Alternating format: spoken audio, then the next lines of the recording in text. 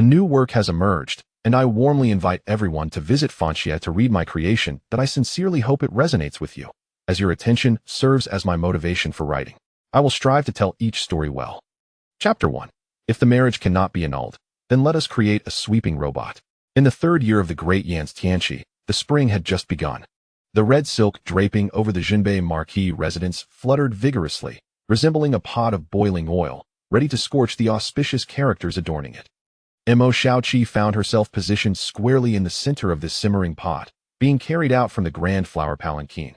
Dressed in a simple azure wedding gown, she stood in stark contrast to the room filled with vibrant red decorations, creating a dissonance that was glaringly evident. To say she felt out of place would be an understatement. It was as if water and fire could never coexist harmoniously. The surrounding guests craned their necks, akin to a flock of vultures eagerly awaiting a feast.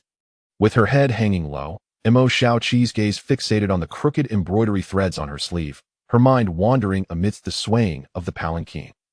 It was not that she disdained the wedding. Rather, her unfortunate social anxiety had resurfaced. In plain terms, engaging with others caused her mind to short-circuit instantly.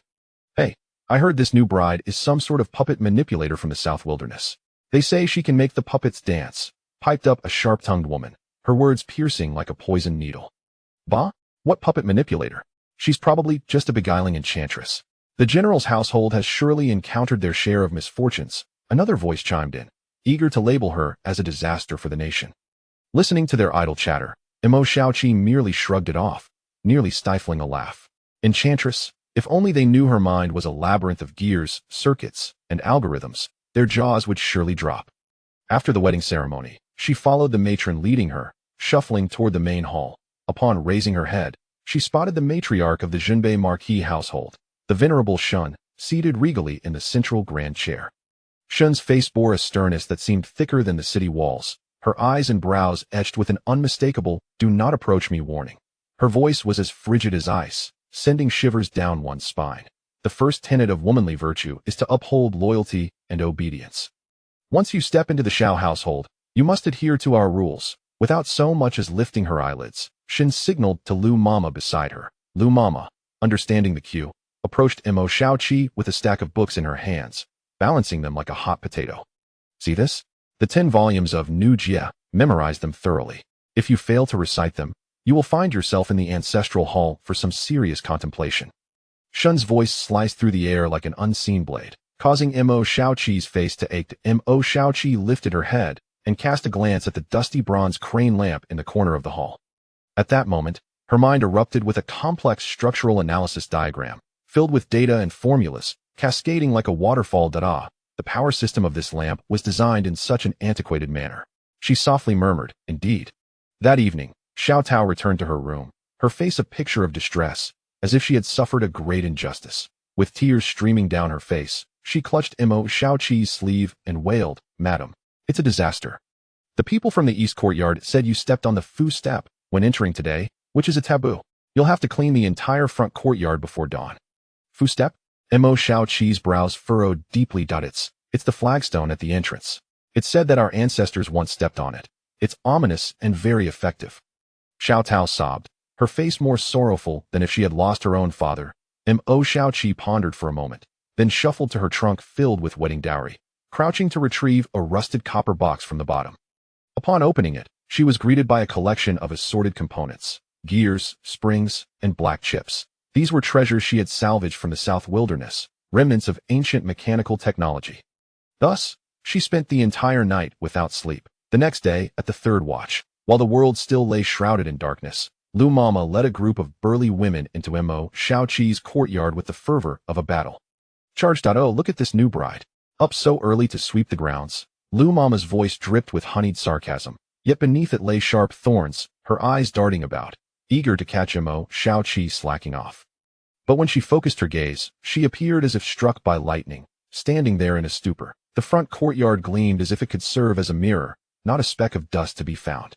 Upon examining the crevices of the tiles, even the tiniest grass seeds had been meticulously removed, cleaner than if they had been sifted through a magnifying glass. Remarkable. Is this truly possible? Everyone knew that the courtyard was vast, and cleaning it with mere brooms would take considerable time. Furthermore, those grass seeds were as fine as needle tips, How could this new bride have managed it?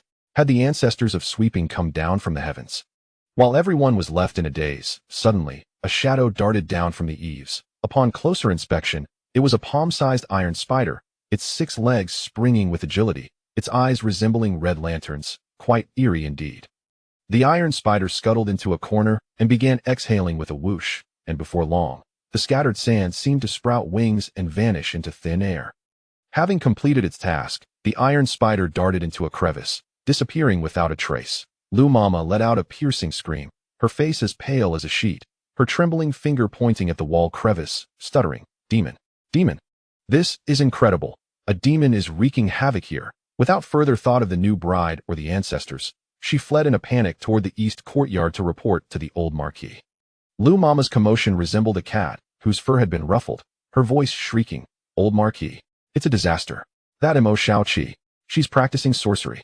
We have a demon in our household." The old Marquis, leisurely sipping his bowl of bird's nest soup, had his expression changed dramatically upon hearing Lu Mama's words. The porcelain bowl slipped from his hands, shattering into countless pieces. Sorcery? The old Marquis was furiously enraged, slamming his hand on the table, his voice booming. "What nonsense is this? Our Xiao family has been loyal for generations. How can we allow such demons to run rampant in our territory? Let's go.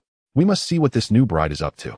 The old Marquis's fury ignited, and he rapped his cane on the floor with a resounding thud, like the tolling of a death knell. Behind him, a throng of servants, their expressions fierce, seemed eager to devour Mo Xiaoqi alive. "Search thoroughly. Even if we have to turn the ground upside down, we must uncover that demon," the old Marquis bellowed, and the courtyard erupted into chaos, akin to a hornet's nest disturbed. Boxes clattered to the ground, cabinets shattered, and bedding was tossed about, resembling a scene of a bandit raid.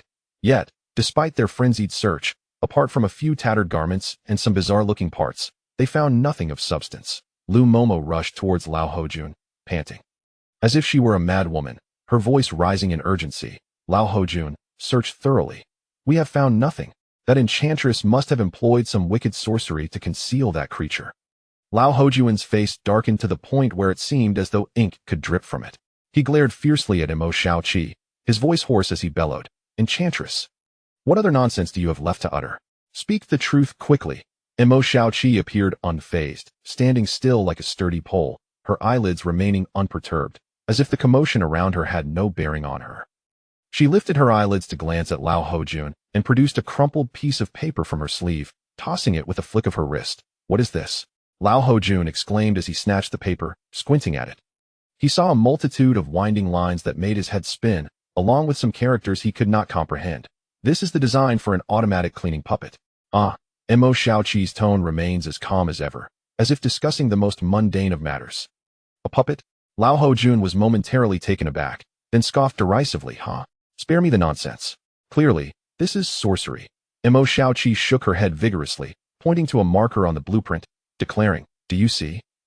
This is called a mechanism beast, crafted according to the ancient Mo Jing. It is by no means some wicked contraption, but rather a legitimate piece of craftsmanship."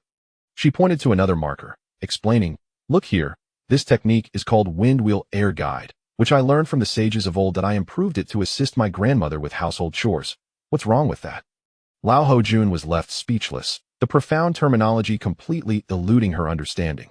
The group of maids behind her exchanged perplexed glances, unsure of what to make of the situation. "This?" Lao Hojun opened her mouth, attempting to formulate a retort, but her mind was blanked. That moment, a deep voice emerged from behind a pillar. "Make a note of all those terms she used. Windwheel. That contraption is called a turbine compression system." The speaker was none other than General Xiao Ju of the northern town. He had been lurking in the shadows, observing the exchange, listening intently to Mo Xiaoqi's discourse. 3 days later, the Ho residence was abuzz with activity, adorned with lanterns and festoons, hosting a grand spring banquet. A multitude of affluent ladies gathered, each bedecked in dazzling jewels, their fragrances intoxicating. "Oh, look at Aunt Zhao," merrily approaching Mo Xiaoqi with a glass in hand, her voice sweet enough to be overwhelming. "Oh my, our new daughter-in-law is truly remarkable, so skilled. Beyond compare, I have heard she cleaned the front hall to perfection, leaving not a speck of dust. This is truly..." Chapter 2. You accuse me of cheating? Let me promptly provide you with the surveillance footage. All right, let's continue our conversation. The spring banquet hosted by the Ho residence was indeed extravagant. The spectacle was so grand that one might wish to pluck the stars from the sky to adorn their skirts. The affluent ladies from various families were dressed like butterflies, secretly competing with one another, and the tension in the air was almost palpable. Among them, Aunt Zhao was a quintessential smiling tiger, her words dripping with sweetness, as if coated in honey, enough to make one feel nauseated. She swayed her serpentine waist leisurely towards Mo Xiaoqi, her smile appearing disingenuous. "Oh dear, our new mistress is quite capable. Her skills are unmatched. I hear she has cleaned the front courtyard to perfection, leaving not a speck of dirt. Truly commendable." She emphasized the word commendable with a bite, ostensibly praising her while subtly belittling Mo Xiaoqi's humble origins, insinuating that she was only suited for menial tasks. Before Mo Xiaoqi could respond, Aunt Zhao swiftly changed the subject, proposing, with so many guests at today's banquet, why not let our new mistress showcase her puppet skills? It will be a rare treat for us all. I must remind you, such mystical performances are not something everyone gets to witness. As soon as the suggestion was made, the surrounding affluent ladies perked up, their heads huddled together, chattering like a flock of sparrows. They had all heard rumors that the new mistress was adept at manipulating puppets, capable of making wooden figures dance, as if alive, and their curiosity was bubbling over.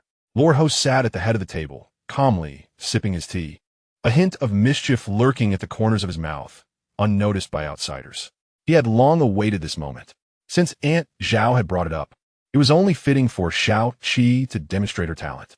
With a decisive thud, Lord Ho set down his teacup, his casual demeanor belied by the authoritative tone that commanded attention. Mo Xiaoqi was keenly aware that this was her moment of reckoning, an unavoidable event akin to a banquet of destiny. She inhaled deeply, striding confidently to the center of the gathering, and swiftly opened the wooden box she had brought with her. As she did so, a profound silence enveloped the room, all eyes glued to the box. The atmosphere felt frozen, broken only by the sound of collective breaths.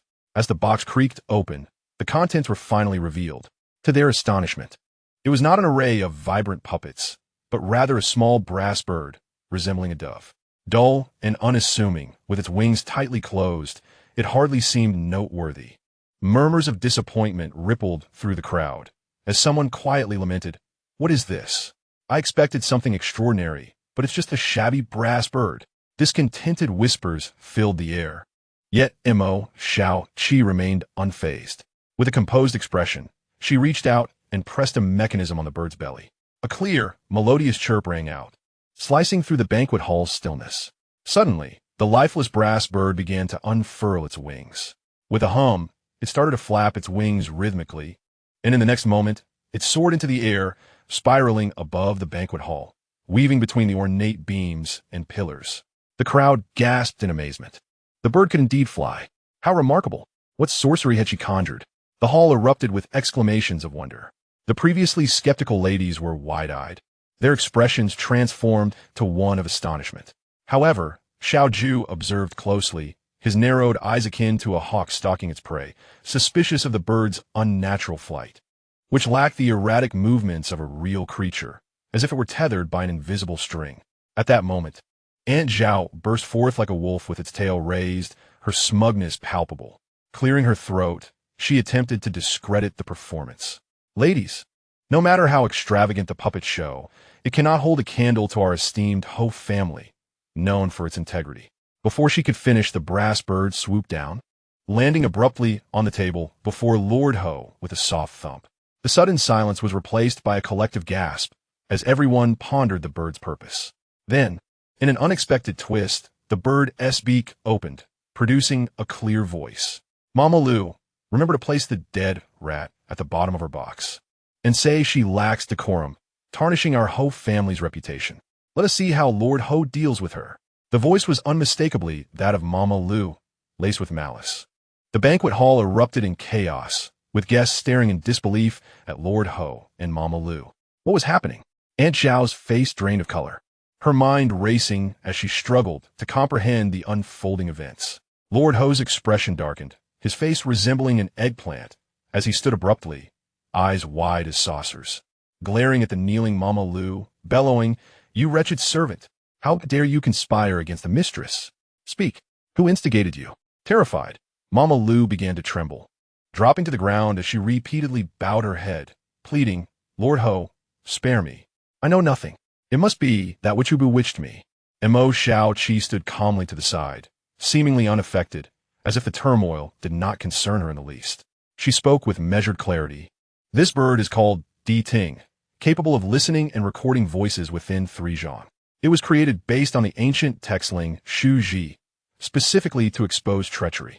She then turned her gaze towards Aunt Zhao, whose face was ashen, and coldly remarked, Aunt Zhao, if you feel wronged, perhaps you should invite a midwife to examine you. I recall tales of fragrant pouches concealing poison. Who knows what vile substances lurk in the sandalwood pouch in your sleeve? Upon hearing this, Aunt Zhao's face paled, her hands instinctively retracting as if to hide a treasure. But it was too late. At that very moment, a beautifully crafted sandalwood pouch tumbled from her sleeve, rolling across the ground, revealing a half of an ominous-looking drug residue. Gasps filled the room as everyone recoiled in shock. What was this? Aunt Zhao collapsed to the floor, her face ashen, speechless, and unable to defend herself. The turmoil finally subsided, and the banquet concluded in bewilderment. As the darkness enveloped the sky, the Ho residence fell into a silence so profound that one could hear a pin drop. Xiao Ju wandered off, making his way toward the courtyard where Mo Xiaoqi resided. He stood in the courtyard, lifting his head to gaze at the eaves, his eyes deep with unspoken thoughts. What business could the general have here in the dead of night? A chilling voice drifted from within the house. Xiao Jue's brows knitted tightly, his gaze fixated like a nail on the 3 unmoving copper birds beneath the eaves, wishing he could burn holes through them with his stare. How many of these things are you hiding? His voice was thick with frustration, almost menacing. Inside, Mo Xiaoqi was tinkering with a palm-sized square iron box, the tiny components flitting about her fingers like they had wings, her head bent, responding without looking up. At present, I've set up 7 devices capable of sensing the environment. They should cover most of the Marquis' residence. If you think that's excessive, I believe it's insufficient. Take the kitchen, for instance. No wind can penetrate, and the firewood pile is on the verge of igniting itself. Hearing this, Xiao Jue's lips twitched uncontrollably, and he rubbed his forehead, laughing bitterly. Are you here to become the Marquis' wife, or to conduct a security assessment for the residence? This wife is increasingly perplexing to him. Just as those words left his lips, he noticed thick smoke billowing from the direction of the kitchen, a pungent burnt odor suddenly filling the air. Mo Xiaoqi, in the midst of her tinkering, abruptly halted, tossing the iron box aside, her eyes sharpening with a piercing intensity. Well, I knew probability wouldn't deceive me. She muttered to herself, then looked up at Xiaojue, her gaze icy and glowing with a strange light. General, given the circumstances, we ought to hurry to the kitchen. As night descended upon the Marquis' residence, an eerie stillness enveloped the place. The lanterns in each room had extinguished, leaving only a few dimly lit lamps that barely illuminated the stone-paved path. The disturbances from the spring banquet seemed to have quieted with the darkness. Xiao Jue stood in Mo Xiaoqi's courtyard, the night breeze rustling his dark cloak. He lifted his head, fixated on the 3 immobile copper birds beneath the eaves. His gaze as frigid as ice, capable of freezing a person solid. In his eyes, those intricate mechanisms exuded an unsettling aura, as if they were poised to cause mischief. Suddenly, breaking the silence, Mo Xiaoqi's voice pierced through. What business does the general have here at such an hour? Xiao Jue quickly averted his gaze. He was never fond of being scrutinized like that. It was even more irritating to be observed by those peculiar mechanisms, a feeling he found utterly vexing. How many of these things do you truly possess? He spoke in a muffled tone, curiosity bubbling beneath the surface. Inside, Mo Xiaoqi was still occupied with her palm-sized square iron box, an array of small components flying between her fingers with a cacophony of clinks and clatters.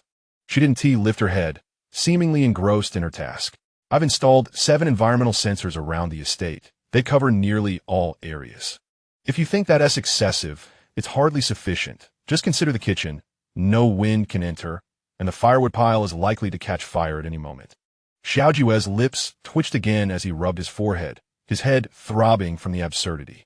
This wife of his was truly a peculiar one. Are you here to be my wife or to investigate security hazards in the Marquis' residence? Frustration bubbled over as he raised his voice. Just as he finished speaking, he noticed thick smoke rising rapidly from the kitchen, the air filled with a sharp, acrid scent of burning. It seemed that a fire had ignited, flames reaching skyward, illuminating the half of the sky in a fiery glow. Someone shouted, "Fire!" The Marquis' residence erupted into chaos, resembling a beehive disturbed. Mo Xiaoqi paused mid-action, her movements freezing. She swiftly discarded the iron box, her gaze sharpening like a blade. "See, probability truly doesn't mislead one," she muttered to herself. Her logic was as cold as ice, unwavering and precise, and in her eyes, the unfolding events appeared not as mere coincidence, but rather as a manifestation of probability.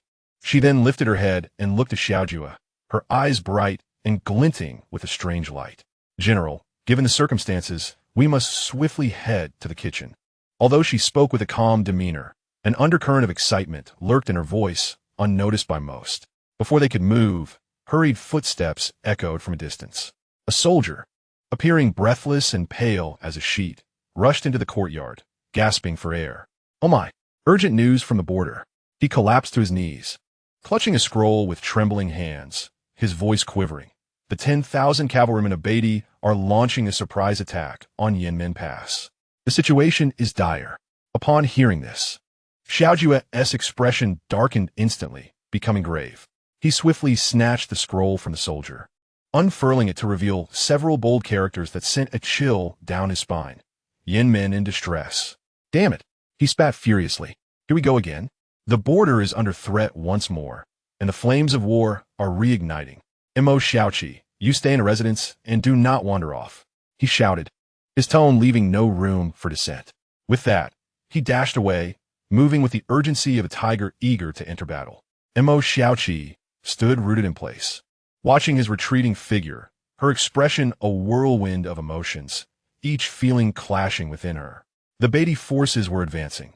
Once the battle commenced, the safety of the Marquis' residence would pale in comparison to the fate of the entire nation.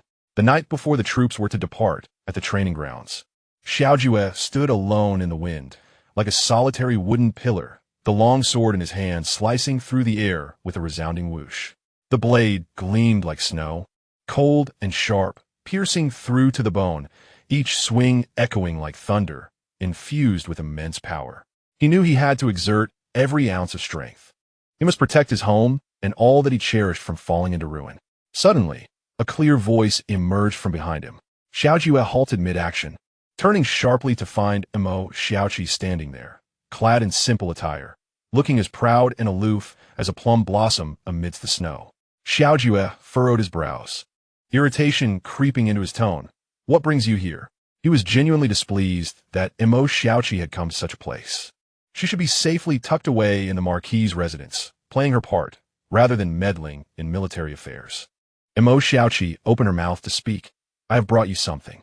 As she said this, she swiftly reached into her bosom, producing a tightly sealed iron tube, and handed it to Xiaojue. The iron tube was small, fitting comfortably in his palm, its dark surface obscuring its material. Xiaojue, in a state of confusion, took the object handed to him and, upon weighing it in his hands, remarked on its substantial weight. "What is this?" he inquired, pulling at his collar. Tianqi, appearing unfazed, replied leisurely, "Inside are 3 signal flares. Should you find yourself in peril, just launch one, and I shall certainly be informed." Xiaojue was momentarily taken aback. He was familiar with signal flares, commonly used by the military for communication, yet this particular item from Mo Xiaoqi seemed distinctly different. Unable to contain his curiosity, he asked, "How do you know I can receive them?" Without lifting her eyelids, Mo Xiaoqi responded nonchalantly, "The frequency is already adjusted, accurate to within half a hertz." "What? Frequency? Hertz?" Xiaojue was utterly bewildered, unable to comprehend Mo Xiaoqi's cryptic words. He couldn't shake the feeling that his wife was treating warfare as some sort of experimental endeavor. "Well then, thank you," he said with a forced smile, swiftly stowing away the iron tube. Regardless of its utility, he appreciated her thoughtful gesture. "Take care of yourself," Mo Xiaoqi stated, turning away without further ado. her demeanor exuding an air of aloofness and pride. Xiao Zhu watched her retreating figure, his heart a tumult of conflicting emotions, unable to fathom the true nature of the extraordinary woman he had married. 7 days passed, and news from the front lines reached the capital, bearing grim tidings. Xiao Zhu and his contingent had encountered the main forces of Beidi outside Yinmen Pass and were surrounded, unable to flee. Even the supply routes had been severed, leaving their fate uncertain. The news sent shockwaves through the capital, causing widespread panic among the court. Upon hearing of the situation, the old lady Ho was nearly driven to tears, feeling utterly helpless. For 3 consecutive days, she burned incense, fervently praying for her son's safe return. She issued a strict decree forbidding anyone in the household from discussing the war, fearing it would only cause unnecessary alarm and chaos. Mo Xiaoqi was equally restricted from inquiring about the situation. Women should refrain from meddling in such matters, Lady Ho declared, her tone dripping with disdain. Deep down, she believed Mo Xiaoqi was nothing but a harbinger of misfortune. Since her arrival at the Ho residence, nothing had gone smoothly. Now, with her son's fate hanging in the balance, she blamed the strange woman for their troubles. Mo Xiaoqi, however, said nothing in response. Retreating quietly to her own quarters, she sat down in her courtyard, tinkering with a broken copper bird. Her demeanor suggested an unruffled spirit, as if the world's calamities were of no concern to her. Yet internally, she was far from tranquil. She pondered how to devise something to rescue him from this dire predicament. If the general were to suffer any misfortune, she would undoubtedly be cast out as a failure. The thought of being labeled a jinx weighed heavily on her. Lady Ho, too, faced her own torment as the incessant chatter of the local gossiping women filled the air, akin to a swarm of bothersome flies. Mo Xiaoqi paid them no heed, focusing instead on her tasks. In the dead of night, the Ho residence was eerily silent. Stealthily, Mo Xiaoqi slipped out of her courtyard and into the abandoned storeroom. She quickly lifted a floorboard concealing a hidden compartment and retrieved a stash of alloy frames and energy cores. This was the last high-energy battery she had brought from the southern wilderness, her final glimmer of hope. With deft movements, she assembled the alloy frame and placed the energy core at its center. Next, she produced intricate components and began constructing a complex flight control system.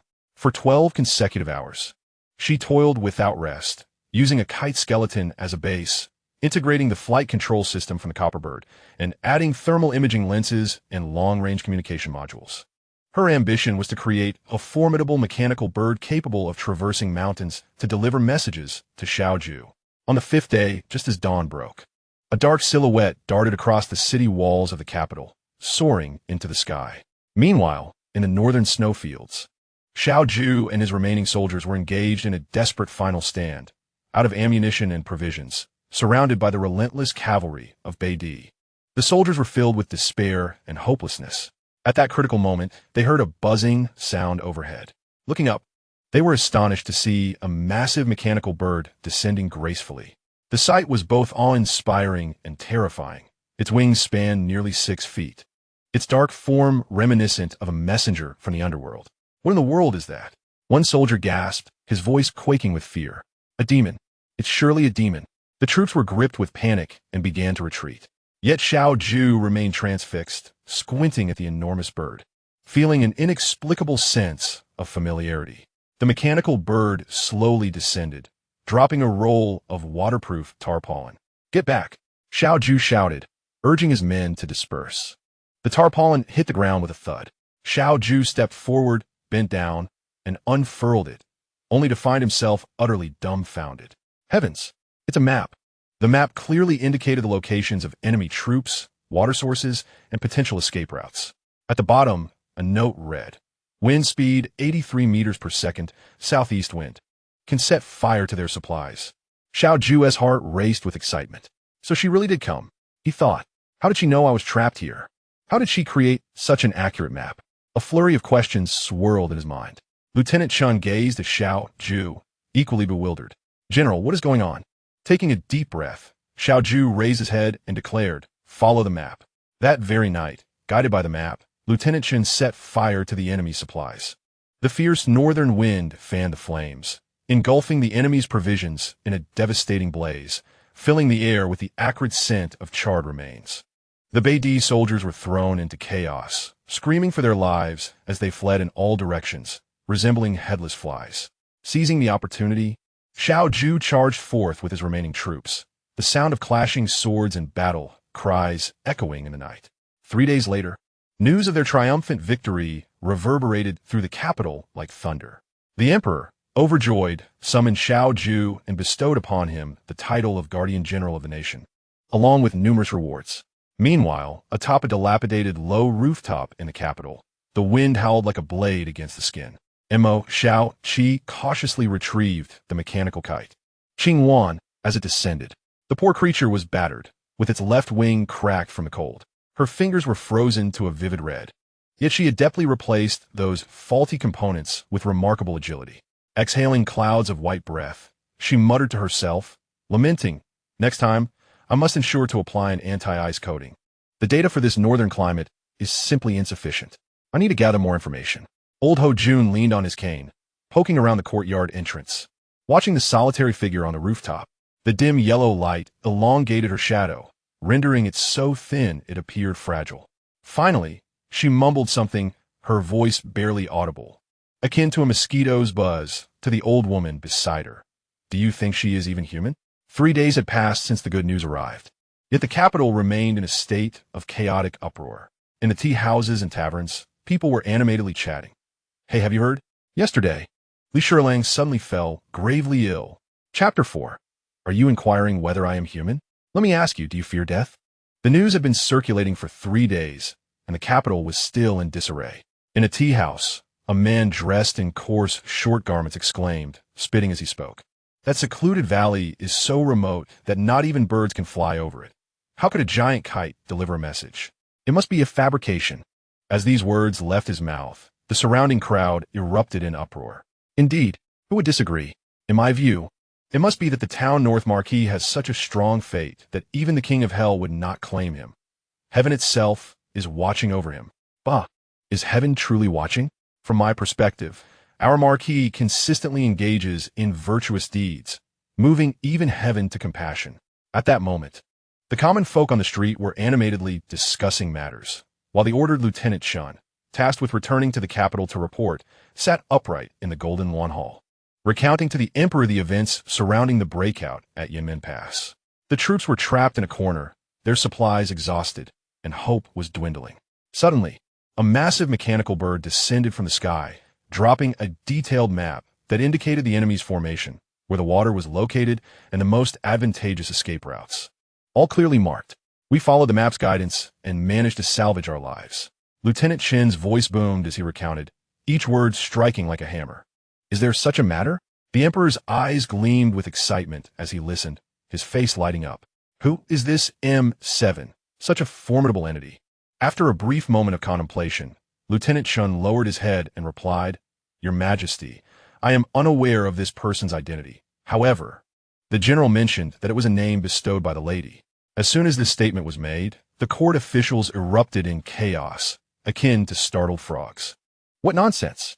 Just a woman, controlling battles from afar? I have never heard of such a thing. Surely, she must be employing some sorcery to deceive us, leading our border generals astray. Such diabolical tricks cannot stem from righteousness. While the town North Marquis is engaged in battle, he may be enchanted by some demon or spirit.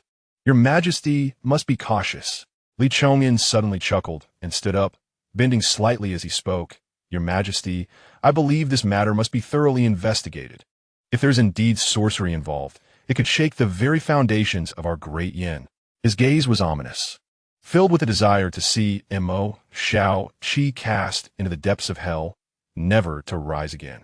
Yet, before he could finish his words, he noticed a swift shadow darting past outside the hall. Suddenly, a beautifully crafted copper bird landed gracefully on the emperor's desk. The bird's beak opened and closed, and it emitted a sound. Li Darin, at the stroke of midnight yesterday, ran to his own residence in the west of the city and witnessed the emissary from Beidi. He claimed that once Xiao Ju dies in battle, the military talismans will be used by the two of us together. Upon hearing this, it was as though a thunderbolt had struck Li Chongyin, rendering him pale as paper, trembling uncontrollably, and with weak knees he collapsed to the ground. You audacious Li Chong'an. Do you dare to collude with the enemy and betray the nation? The emperor's temper flared, pointing at Li Chong'an and bellowing, "Take this treasonous scoundrel away. Subject him to severe interrogation." The imperial guards, fierce as wolves and tigers, charged in, seizing Li Chong'an and dragging him out of the Golden Wan Hall. "Your Majesty, spare me. Have mercy. I am innocent." Li Chong'an's cries echoed, growing fainter until they were completely inaudible. The emperor's fury had not subsided. He took a deep breath, suppressing his anger, and muttered, "I will uncover the truth behind this matter. No one involved shall escape." Then, the emperor ordered the artisans to dismantle the copper bird for examination. Upon inspection, its intricate structure was found to be exceedingly complex, far beyond the capabilities of ordinary mechanisms. The bird, made entirely of fine copper, was mixed with an enigmatic black stone, capable of autonomous movement without requiring significant force, powered merely by the wind. Otruli östernischen Kriegsischern. The grand historian, trembling, approached the emperor, kneeling and stammering. "Your Majesty, this does not resemble any mechanical device. It is truly a divine artifact." Divine artifact? The emperor's brows furrowed deeply. The commotion surrounding the copper bird grew louder, with gossip in the capital buzzing like flies. "Have you heard? The town North Marquis's wife is not of this world. She must be a celestial craftsman sent to protect the fortune of our great Yin. Indeed, if it were not so, how could she have devised such extraordinary mechanisms? I believe the lady must have descended upon witnessing our great Yan's plight, coming to our aid." As these rumors spread, they began to elevate Mo Xiaoqi to the status of a deity. At this moment, old Ho Jun, intrigued, made his way to Mo Xiaoqi's courtyard. Leaning on her cane, she stood there, gazing intently at the three copper birds, their wings folded obediently beneath the eaves, her old eyes reflecting a complex array of emotions. "How can you claim not to be a deity?" Old Ho Jun's voice trembled, laced with disbelief. Tianqi Era, seated at the stone table in the courtyard, carefully examined a minuscule circuit board with tweezers. Without lifting her head, she replied indifferently, "What kind of deity am I? I merely understand better than you how the wind blows, how fire burns, and how electricity flows." Old Ho Jun stood frozen, as if struck dumb, contemplating Mo Xiaoqi's words, as if searching for a profound secret within them. After a long pause, she sighed and asked, "Then why must you save him? He has never taken you to see flowers, nor has he ever written you a letter." Mo Xiaoqi hesitated for a moment, then raised her head to meet old Ho Jun's gaze, softly stating, "It is simply because he signaled for help. That indicates he still wishes to live, which certainly merits saving." Her tone was calm and steady, as if discussing someone else's affairs. Old Ho Jun felt a whirlwind of emotions within her. Unsure of what to say, she silently turned and left the courtyard, leaning on her cane. Days later, Xiao Tao sneakily approached Mo Xiaoqi, reporting that the servants in the manor had begun to burn incense and worship some deity in the dark, even placing discarded gears that Mo Xiaoqi had thrown away on the stove as offerings, seeking for peace and safety. Upon hearing this, Mo Xiaoqi's brows immediately furrowed. She had always been irritated by others treating her like a deity, finding such actions utterly unscientific. In the dead of night, she sprang up with remarkable agility and fashioned a small horn, which she then connected to the kitchen's ventilation duct. As the clock struck midnight, the horn blared to life, emitting the calm voice of a woman. "Gas leak detected. Risk level 3. Listen closely. Swiftly open the windows for ventilation, and check that the valve on the stove is secure." Those women, who spent their days worshipping the deity of the machine, were caught off guard, startled into a panic, believing it to be a divine revelation meant to chastise them. In a frenzy, they fled, leaving behind any inclination to erect altars. Upon learning of this episode, Xiao Tao chuckled with a mix of amusement and resignation as she remarked to Mo Xiaoqi, "My lady, is this an exorcism or a public service announcement?" Mo Xiaoqi, her expression as frosty as ice, retorted, "Surely it is the latter. What need have we for superstitions?" In the stillness of the night, when even the drop of a pin could be heard, Lieutenant Shun rushed in, clutching a sealed letter. The envelope bore the urgent instruction, "Read immediately." What secrets lay within? One could only surmise. Xiao Ju's injury had flared up again, burning like a coal. He was nearing the brink of unconsciousness. The dim lanterns cast a ghostly glow, and Shun, panting heavily, thrust the wax-sealed letter into Mo Xiaoqi's hands, murmuring, "My lady, the Marquis is in dire straits." As she grasped the letter, the heat of the wax seared her fingertips. With a swift motion, she tore it open. The handwriting inside was a chaotic scrawl, but the contents were alarming. Xiao Ju's wound had worsened, and the military doctor suspected he had been struck by a poisoned arrow from the Beide, the venom of which was notoriously potent and beyond the reach of Central Plains medicine. Mo Xiaoqi remained silent for a long moment, her face illuminated by the flickering candlelight, revealing no trace of joy or anger. Slowly, she rose and made her way to her chamber, her hand reaching for an old mahogany dowry chest, thick with dust from years of neglect. At the very bottom, she uncovered a lead box, resting there like a long-forgotten treasure. With the care of a guardian, she opened the box to reveal a palm-sized, antiquated mass spectrometer and a peculiar metallic wristband, a portable nanotoxin filtration device. These items, seemingly insignificant among her dowry, were indeed her most prized possessions. With a decisive snap, she closed the box and turned sharply to Xiao Tao, commanding, "Quickly prepare the carriage." Though her voice was soft, her tone brooked no argument.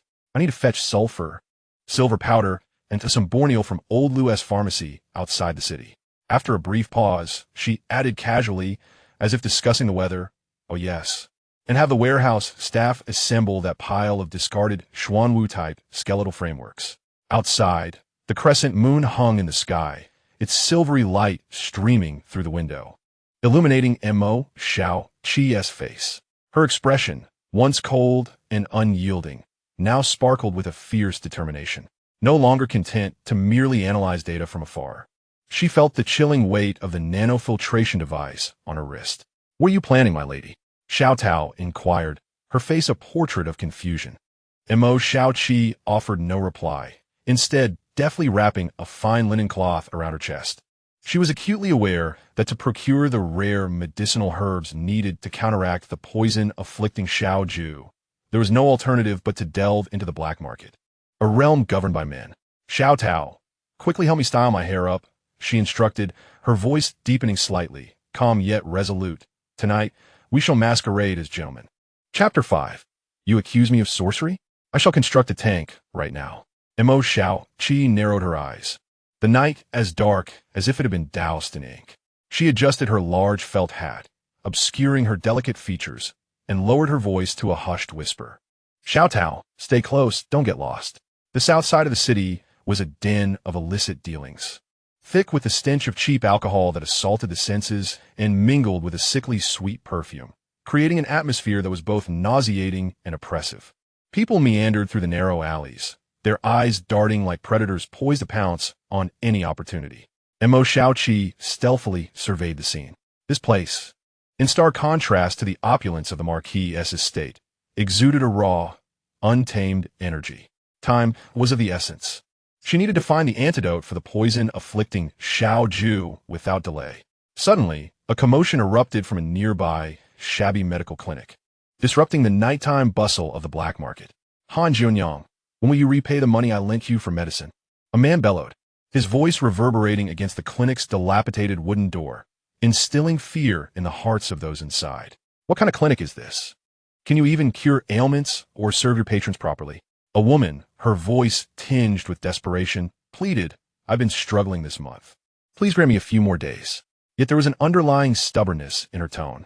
Mo Xiaoqi froze mid-step, as if a nail had pinned her to the ground. "A few more days? How many times have I extended your deadline? No money? Then you shall pay with your body. I've heard you possess a talent for healing. Surely you can serve others just as well." The man's voice was grating, filled with contempt. Xiao Tao clung to the hem of Mo Xiaoqi's garment, her face drained of color from fear. Yet Mo Xiaoqi remained unfazed, signaling for Xiao Tao to remain quiet as she approached the clinic, peering through the crack in the door. Inside, the chaos was palpable. The medicine cabinets lay in disarray, thick dust coating their surfaces. A half-grown man in coarse clothing loomed menacingly over a frail young woman, whose striking features were marred by a pallid complexion and exhaustion. Yet her spine remained defiantly straight. Mo Xiaoqi took in the disarray around her, quickly identifying the problems.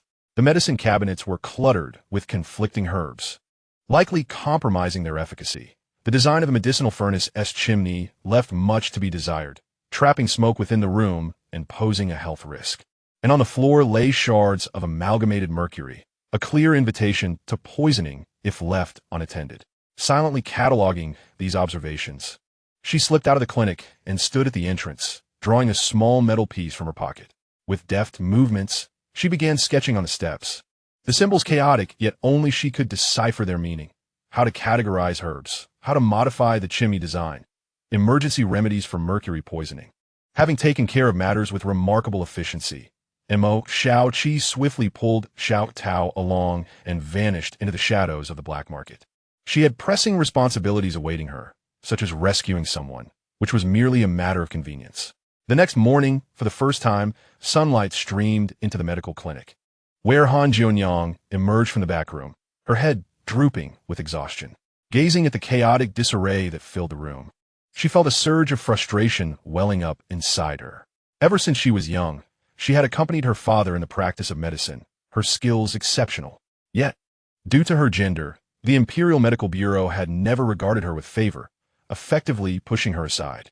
This injustice gnawed at her, prompting her to grit her teeth and set up a dilapidated clinic in the southern part of the city. However, she soon discovered that reality was far more challenging than she had anticipated. With a deep sigh, she began to tidy up the mess. As she approached the clinic's entrance, she suddenly noticed strange symbols etched onto the stone steps. What on earth could these be? She crouched down, her eyes widening as she examined the symbols, initially thinking they were the doodles of some mischievous child, not giving them much thought. Yet, unexpectedly, she stumbled upon a solution by following one of the symbols, which led her to reorganize the disheveled medicine cabinet. Remarkably, the cabinet, once resembling a dog's den, was now impeccably arranged, making it vastly easier to dispense medicine. A sudden jolt of realization struck her, prompting her to experiment further.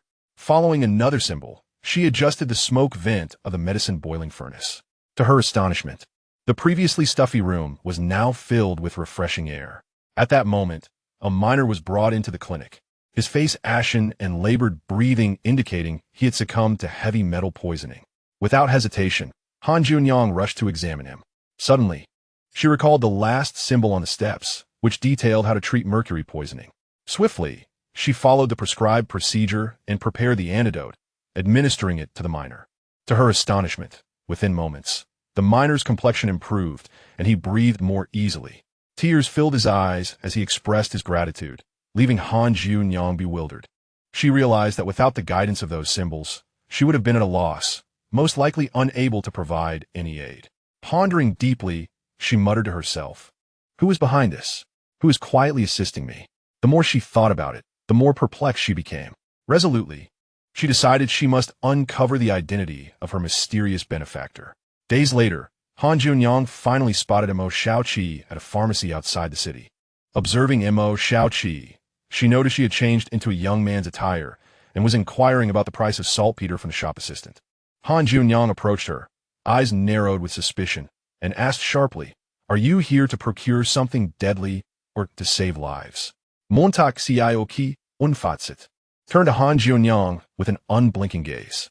She understood that her little ruse could not deceive the keen-eyed physician. "I am currently developing a device for blood detoxification and require your clinical expertise," she replied casually. Han Junyang scoffed. "You people, believing you possess some extraordinary skill, think you can replace the compassion of a true healer?" Mo Xiaoqi did not argue. Instead, she produced a tightly sealed glass vial from her pocket and handed it to Han Junyang. Inside this vial is a sample of the toxin from Xiaoju's blood, complex in composition and not easily analyzed. "I am counting on your assistance." As Han Junyang examined the vial, her expression grew serious. She sensed something sinister within and began to comprehend the nature of the device Mo Xiaoqi had mentioned. After a moment's contemplation, she nodded. "I will assist you in determining the nature of this toxin, but I cannot guarantee success. Moreover, I have a condition." "What is it?" Tianqi inquired promptly. "If your device can indeed save lives, I expect you to reveal it, so that more people may benefit," Han Junyang stated earnestly. Mo Xiaoqi paused for a moment before responding, agreed. Meanwhile, at a military camp on the outskirts of the city, Zhao Taishan was frowning at a pile of dilapidated military equipment, frustrated by his inability to repair the broken bows and war chariots he had been ordered to fix. Despite exhausting all his ideas, the troubles persisted, proving to be as stubborn as a dogged adhesive. This is preposterous. After years in this trade, I have never encountered such a troublesome situation, he lamented, scratching his head in frustration. Just then, he spotted a decrepit warehouse not far off, where it appeared someone was busy at work. Curiosity piqued, he ambled over to investigate, only to find that it was Mo Xiaoqi, the delicate young lady from the Ho residence, tinkering with a collection of metal frameworks. What on earth is she doing here? Zhao Taishan thought, shaking his head in disbelief. He considered leaving, but when darkness fell, a messenger from the Ho residence delivered a diagram to him. The young servant politely stated, "This is from Our Lady, meant to assist you in repairing the weapons." Upon opening the diagram, Zhao Taishan felt as if he had been struck by lightning, standing in shock. The precision of the drawing was astounding, clearly labeled with the words Steam Double-Cylinder Power Coupling Structure Optimization Plan. Additionally, a note at the bottom read, "The fracture in the support axle you welded yesterday was caused by uneven thermal stress distribution." Zhao Taishan, perplexed yet intrigued, cautiously followed the instructions on the diagram. To his astonishment, the previously insurmountable problem with the support axle was resolved. "How is this possible?" he exclaimed, staring incredulously at the axle in his hands. Unable to believe his own eyes, he meticulously studied the diagram once more and noticed numerous mechanical principles he had never encountered before. It dawned on him that the lady from the Ho residence was far more remarkable than he had initially believed. The following day, Zhao Taishan stealthily trailed Mo Xiaoqi, eager to discover what she was up to.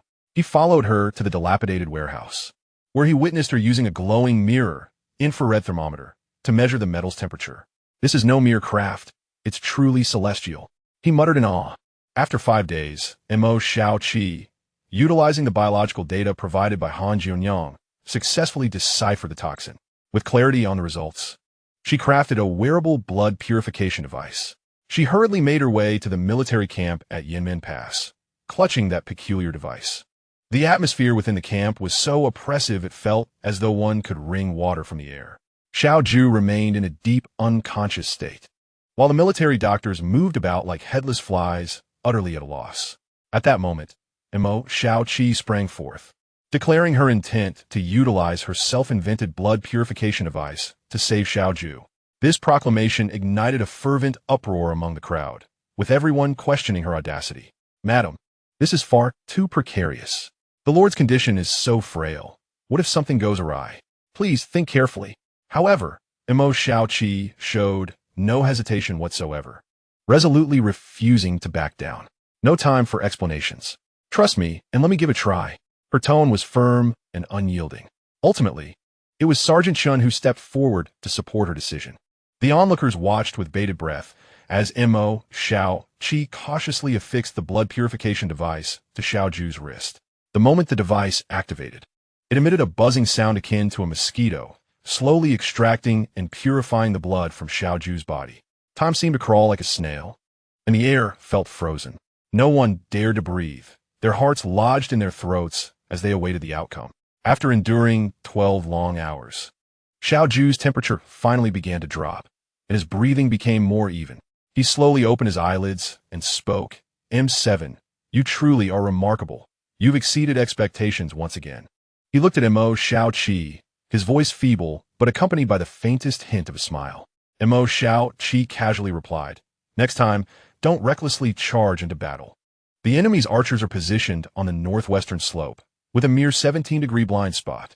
Just as the crowd exhaled a sigh of relief, a scout rushed in, frantically shouting, "The remnants of Beidi have gathered 2,000 cavalry."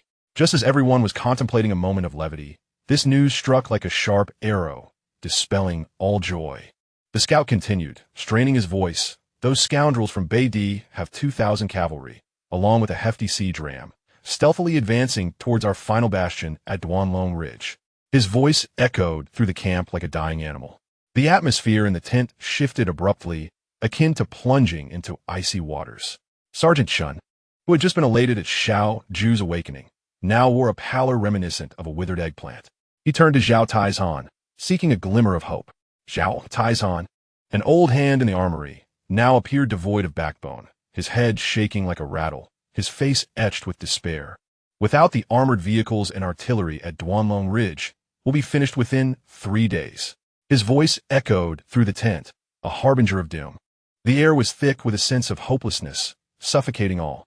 Yet, Mo Xiaoqi's bright, clear eyes lit up at the mention of the siege ram. Sparkling like light bulbs, she swiftly scanned the room, observing her comrades, who were all as despondent as frostbitten eggplants. Then she turned her gaze towards the supply depot outside the tent, where a jumble of half-finished projects and broken parts lay. There, the framework of the Xuanwu-type mecha stood, waiting patiently for someone to breathe life into it. Suddenly, she exclaimed, her voice not loud, but resonant in the eerie silence of the tent. Who dare say we lack tanks? With her youthful face, radiating confidence and fervor, she seemed to defy her age.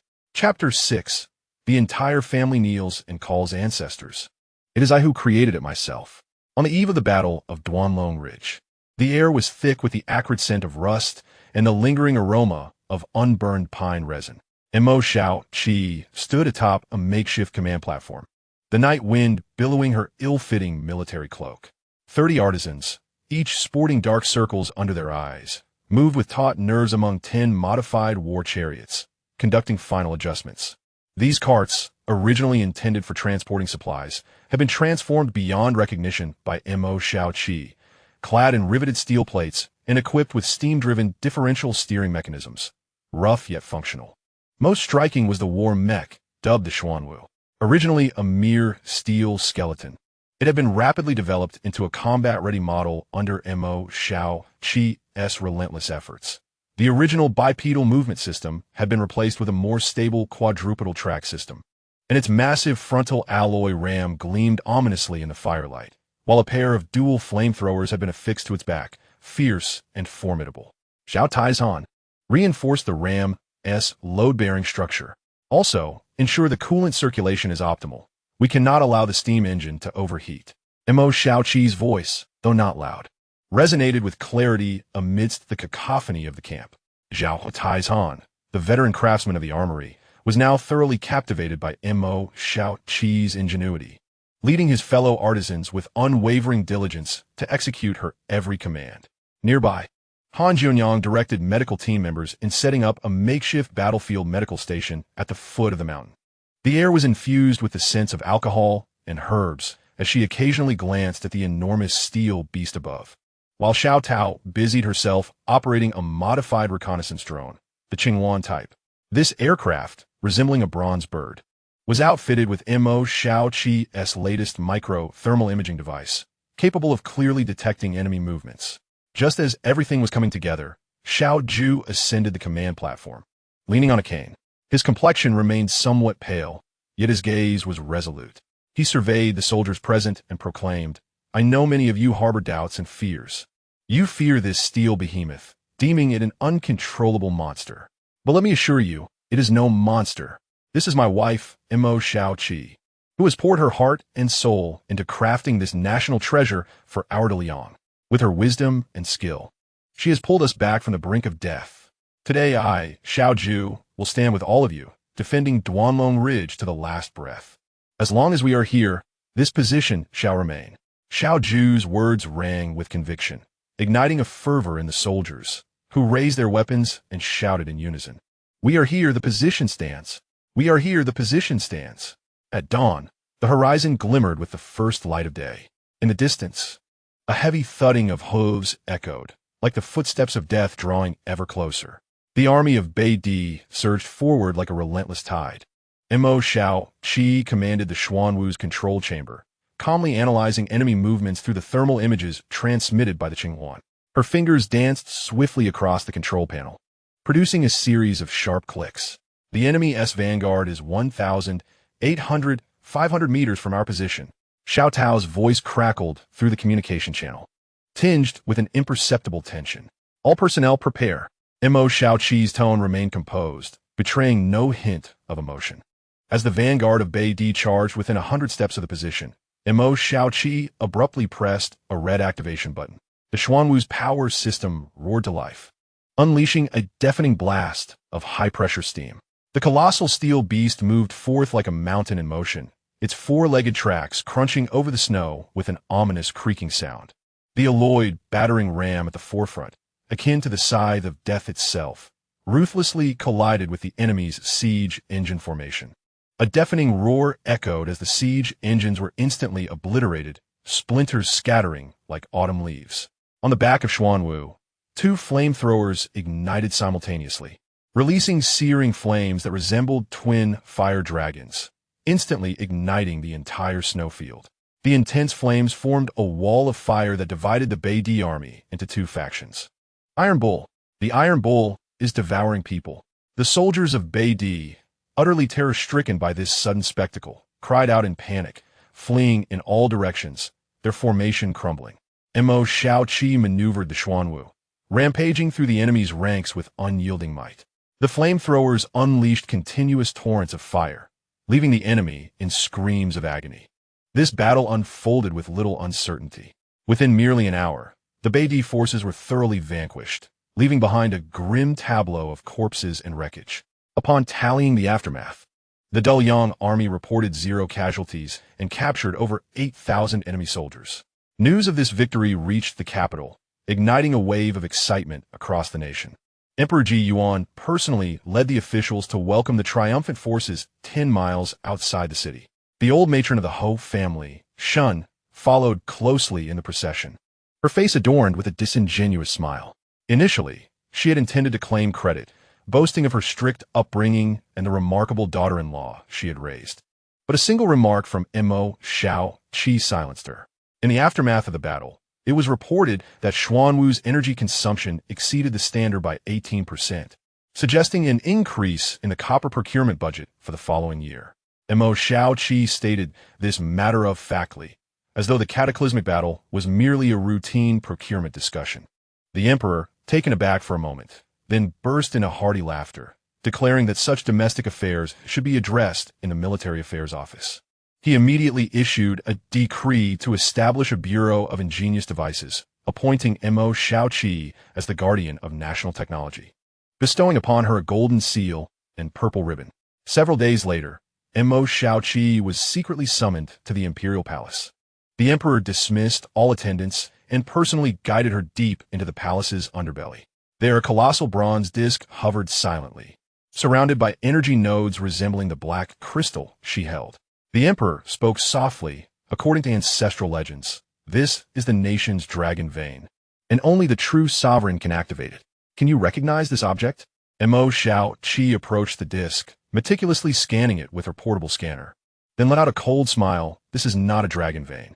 It is an ancient civilization's nuclear fusion reactor, and it is slowly rebooting.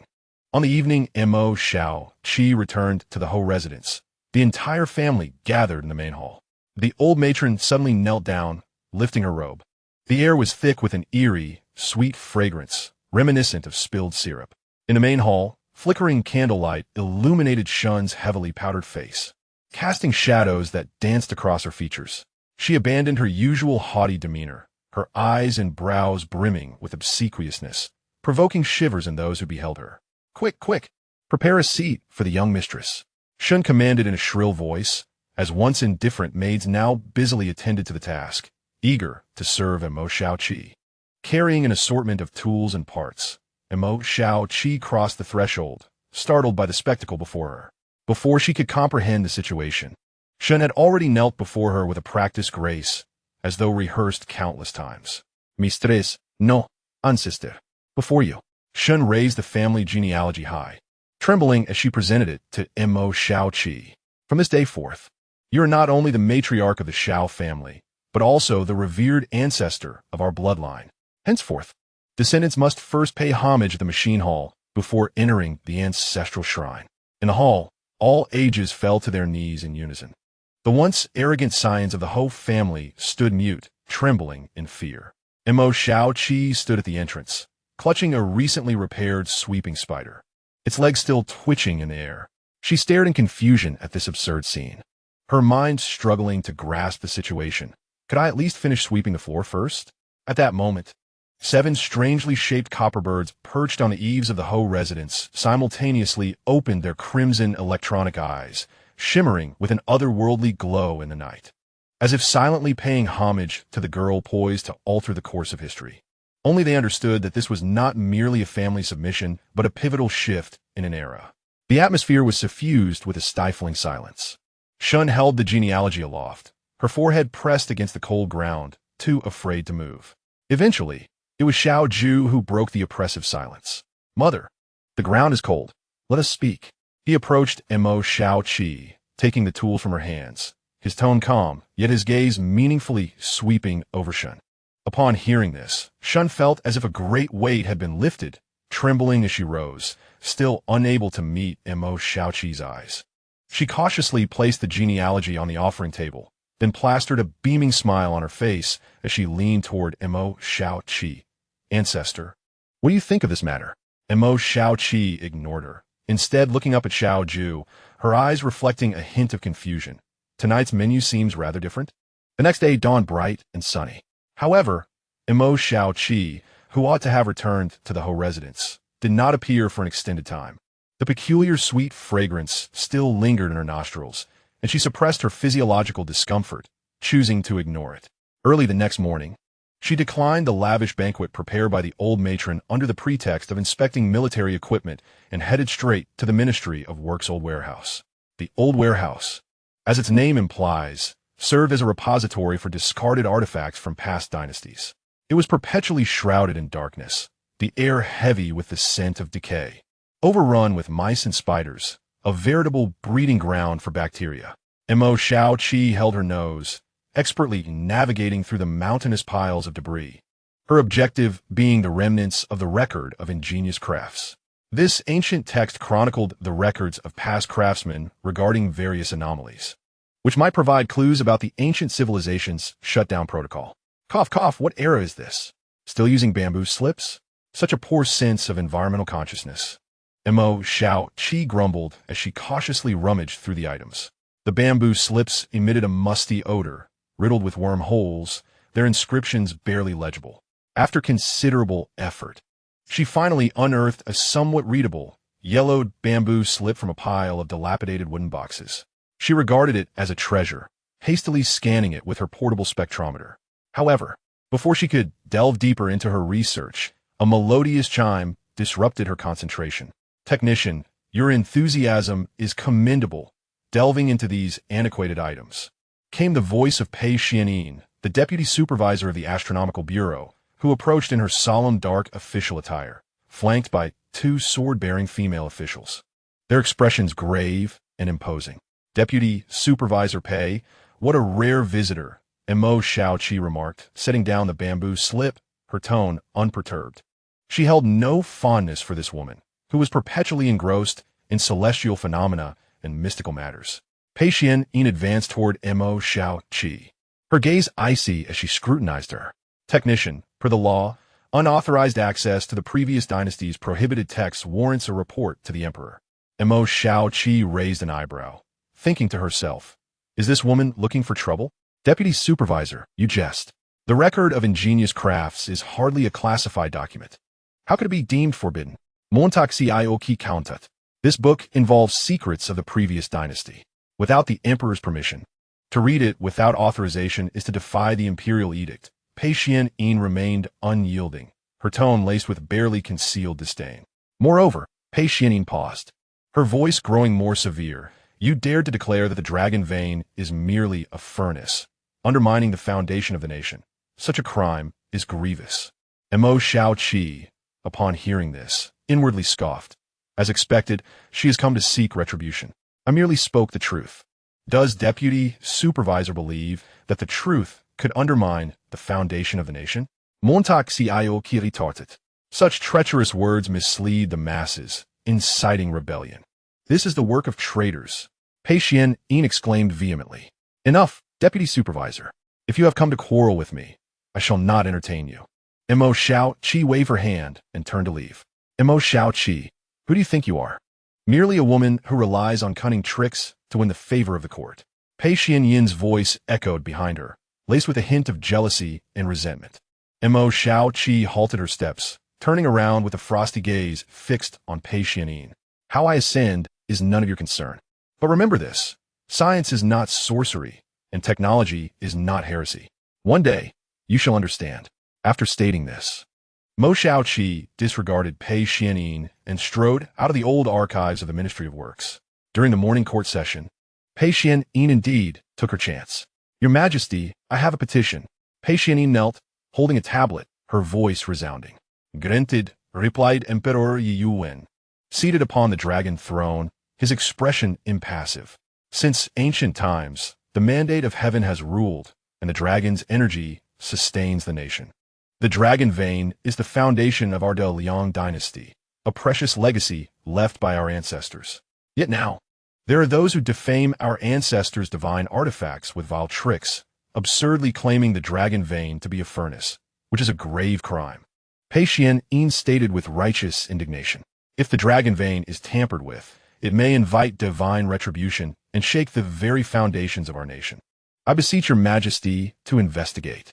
She prostrated herself, her voice ringing with conviction. The court erupted in murmurs, whispers exchanging among the ministers. Several elder scholars stood forth, jointly petitioning the emperor to abolish the Ji Qiao division and demote Mo Xiaoqi to commoner status. Emperor Ji Yuan remained silent upon his throne, seemingly in deep contemplation. Mo Xiaoqi, amidst the ministers, maintained her composure, displaying no sign of panic. She had anticipated this day. Mo Xiaoqi, do you have anything to say? After a prolonged silence, Emperor Ji Yuan finally spoke, his tone grave and authoritative. Your Majesty, every word I speak is the truth, devoid of falsehood. Mo Xiaoqi stepped forward, her demeanor neither servile nor arrogant. You claim the dragon vein is a furnace. Do you have evidence? The emperor inquired. Naturally, evidence exists, but it requires time to substantiate, Mo Xiaoqi replied. I grant you 3 days. If you can provide proof of the dragon's essence, I shall believe you. If not, do not blame me for being unyielding, the emperor stated coldly. I shall comply, Mo Xiaoqi responded without hesitation. After court, Mo Xiaoqi hurried back to the Ji Qiao division. Zhao Taishan approached her with an anxious expression. Madam Mo, what shall we do? The craftsman refused to touch the underground palace-s equipment, claiming it is the heartbeat of our ancestors, and disturbing it will invite lightning. Han Junyang also approached, her brow furrowed with worry, suggesting in a hushed tone, Xiaoqi, why don't we fabricate an auspicious sign? Why must we assert it is nuclear fusion? Mo Xiaoqi shook her head firmly, declaring, no, I cannot lie. Science is rigorous and allows no room for falsehood. As Han Junyang attempted to interject further, Mo Xiaoqi interrupted, enough, you need not worry, I have my methods. She instructed Xiao Tao to retrieve a sealed glass tube. Inside was a swirling arc of eerie blue electricity extracted from the energy nodes of the dragon vein. That afternoon, in the grand hall of the Ministry of Works, Mo Xiaoqi set up a rudimentary experimental apparatus. She brought in a copper mirror, directing sunlight to focus upon the crystal core within the glass tube. The other end connected to a precise gauge capable of measuring minute energy fluctuations. At noon today, the solar altitude is 436 degrees, with light intensity at 1080 lux. Mo Xiaoqi stated calmly, if the dragon vein is indeed governed by divine will, there should be no response at this moment. If it is a controllable energy system, it will exhibit slight fluctuations at the resonance frequency. All eyes were fixed upon the small gauge, the atmosphere thick with tension. Time ticked by, and the needle remained still. Just as doubts began to surface, the needle suddenly quivered slightly. Subsequently, the blue arc within the glass tube flickered thrice, each flash perfectly synchronized with the frequency of sunlight. The hall fell into an eerie silence, the sound of a pin drop audible. Everyone was astonished by this miraculous scene. Even Pei Xianyin, who had always harbored animosity towards Mo Xiaoqi, involuntarily stepped back, her face reflecting sheer terror. This is not a ritual. This is stealing the secrets of heaven. Pei Xianyin murmured, her voice trembling. That evening, Mo Xiaoqi returned to the underground palace with Zhao Taishan. She circled the bronze disc, known as the Dragon Vein, establishing 12 miniature monitoring nodes. These nodes would monitor the energy output of the Dragon Vein in real time and transmit the data to her personal terminal, pointing to the symbols on the control panel. She explained to Zhao Taishan, "These are not incantations. They are binary codes." Binary? Zhao Taishan looked bewildered. "You can think of it as a more sophisticated mechanism." Mo Xiaoqi elucidated, "I have deciphered parts of the commands, such as opening the cooling valve, inserting the neutron absorption rod, and initiating the emergency shutdown sequence." Trembling, Zhao Taishan reached out to touch the cold metal panel, as if encountering some forbidden knowledge. "So, the deities our ancestors worshipped for 1,000 years are actually machines waiting for someone to press buttons?" His voice quivered with disbelief. Mo Xiaoqi nodded, "And now, the buttons are failing." Just as she prepared to initiate the manual shutdown protocol, a deep rumble resonated from the dome of the underground palace. The sound echoed like the low growl of an ancient beast, sending a jolt through the eardrums. The bronze disc began to spin wildly, the mesmerizing crimson patterns stinging Mo Xiaoqi's eyes like blood. Core stability lost. Automatic countdown initiated. 72 hours. Damn, that ancient civilization. Even the countdown is so brutally simplistic. She slammed the lead box shut, isolating the unsettling energy waves. "What does this mean?" Zhao Taishan's voice trembled, beads of sweat forming on his forehead, clearly shaken by the sudden turn of events. Mo Xiaoqi raised her gaze, peering through the dim corridor, seemingly able to see the vibrant lights of the capital. "It means we have only 3 days left," she spoke softly. Yet her words struck Zhao Taishan's heart like a hammer. Otherwise, the entire capital could be wiped off the map. The air was thick with an acrid scent, a sign of high-energy particles in motion, marking the countdown to death. At that moment, in the distance, a previously silent bronze bird took flight, flapping its metallic wings and shattering the stillness of the underground palace, racing towards the Marquis' residence. It bore not intelligence, but a segment of tightly encrypted audio, M7 calling the Qingluan network, initiating B-level emergency protocol. "We must evacuate the crowd immediately," Zhao Taishan urged urgently. Yet Mo Xiaoqi grasped his arm. "It's futile. 3 days is too short, and we won't make it in time." Mo Xiaoqi analyzed calmly. "Moreover, causing panic would only accelerate the loss of control over the energy. Then what should we do?" Zhao Taishan was in a complete panic, feeling like a headless fly, utterly lost. Mo Xiaoqi took a deep breath, her gaze resolute. She approached the bronze disc, slowly crouching down, gently tracing the ancient and mysterious patterns with her fingers. "What else can we do?" she said without looking back, her tone infused with a hint of mad confidence. "Of course, we shall fix it." In the depths of the underground palace, Missouri Xiaoqi directed Zhao Taishan to carefully connect the 12 monitoring nodes to the resonance analyzer she had assembled overnight. This machine, more a relic of the steam age than a product of modern technology, operated with interlocking gears, spring mechanisms, and embedded several miniature capacitors she had painstakingly procured from the flea market. It whirred and clicked, ultimately printing a series of waveforms on a narrow strip of engraved paper. The neutron flux ascended at an alarming rate, exceeding expectations by 18%, while the residual efficiency of the cooling system languished below 30%. Mo Xiaoqi removed her goggles, rubbing her tired eyes, her tone laced with fatigue. Zhao Taishan turned pale upon hearing this. He had always been baffled by these intricate matters, and now he felt utterly lost in a fog of confusion, grasping only a few critical figures and the disheartening conclusion. "Mo Darren, what does this signify?" he stammered. Once there was a possibility of manually reducing the power, but now Mo Xiaoqi paused, her gaze gravely fixed on the bronze disc. It was imperative to initiate the meltdown protocol. Otherwise, fissures would mar the earth beneath the eastern district of the imperial city by tomorrow. Zhao Taishan nearly collapsed at this revelation. The eastern district? There are hundreds of thousands of citizens residing there, and the emperor has yet to grant us access to the underground palace. The Qingtian Supervisory Bureau sealed 3 talismans at the entrance this morning, warning that those who trespass would face heavenly retribution. Mo Xiaoqi cast him a dispassionate glance, her tone as calm as if she were merely discussing the weather. "Lightning does not take lives. It is the uncontrollable chain reaction that will." As she spoke, she retrieved an unassuming bronze key from her waist. The key appeared rather ordinary, even somewhat worn, yet Zhao Taishan recognized it immediately as the Tian Gong Ling, secretly bestowed by the emperor the previous night. allowing access to all resources of the Ministry of Works and Emergencies, bypassing all formalities. Simultaneously, atop the tallest structure in the capital, the Xinjiang Supervisory Bureau's stargazing platform, Pei Xianyin was personally lighting 3 pillars of the dark fire incense. Amidst the swirling smoke, she solemnly arranged a bizarre 9-palace locking spirit formation before an altar. She perused an ancient scroll, Longyuan Ji. This tome chronicled celestial anomalies observed by the Xinjiang Supervisory Bureau across generations, alongside some obscure secrets. Her fingertip finally rested upon a segment annotated in blood. In the 3rd year of the Tianqi Era, an outsider sought to seal the dragon's mouth. That night, the heavens split the grand ancestral temple, and the emperor met a violent demise.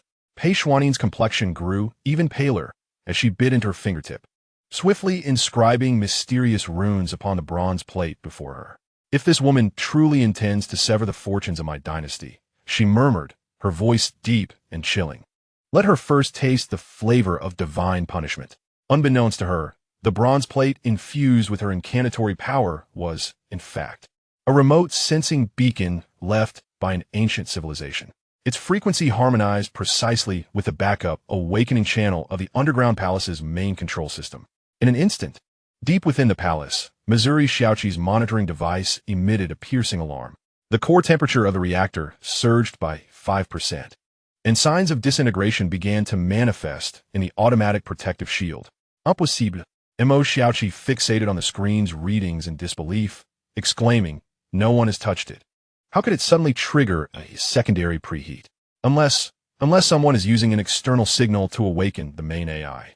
She abruptly lifted her head, as if attempting to penetrate the heavy rock layers to glimpse the stargazing platform in the direction of the capital. "Qingwan, scan for all metallic reflection sources within a 10-mile radius," she shouted into the air. In the stillness of midnight, the capital lay silent, broken only by the occasional sound of the night watchman's bell.